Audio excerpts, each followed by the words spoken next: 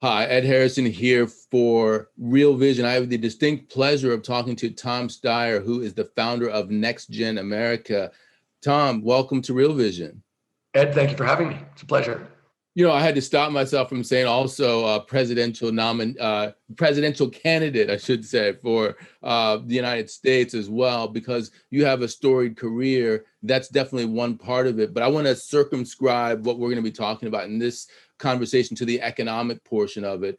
I think NextGen America is a great way to think about this because it's talking about young people, a bunch of different ideas and things that are important for young people. Specifically for me, that I'm thinking about is equal opportunity for everyone, justice, economic justice, because you hear this term rigged a lot, as if somehow we live in a world in the United States now where the system doesn't work for everyone. Tell me about NextGen America and what's on your mind with regard to equal opportunity economically.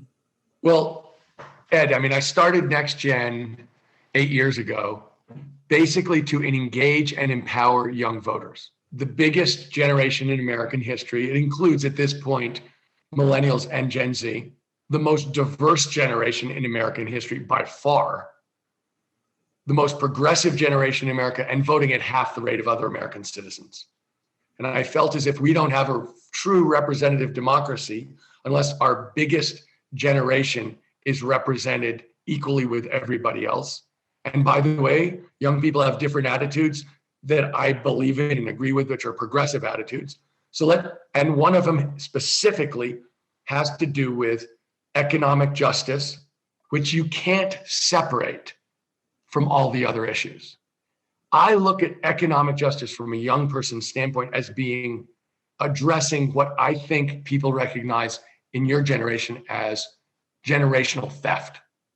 That in fact, the young people, the young voters, the young citizens in America are going to inherit a country that basically people have stripped and left them to do what they can with huge student debt, with a huge climate debt, with low wages and low opportunity, and with all kinds of, including the huge federal debt.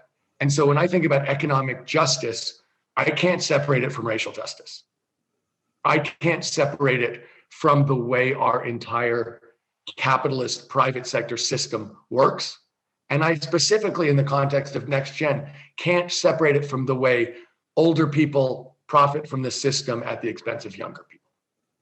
Yeah, very well put. And there's so many issues there to tackle. The one issue that you didn't mention that I think overrides everything else right now, and the reason that you and I are actually on a Zoom call, is the pandemic.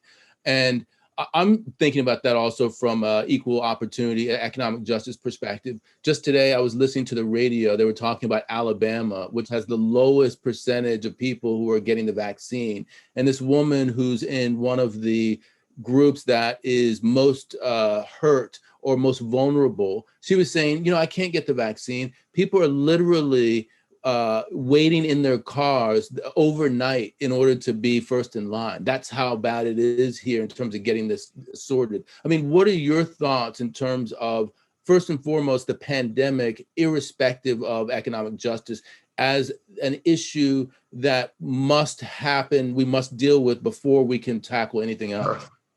Look, the pandemic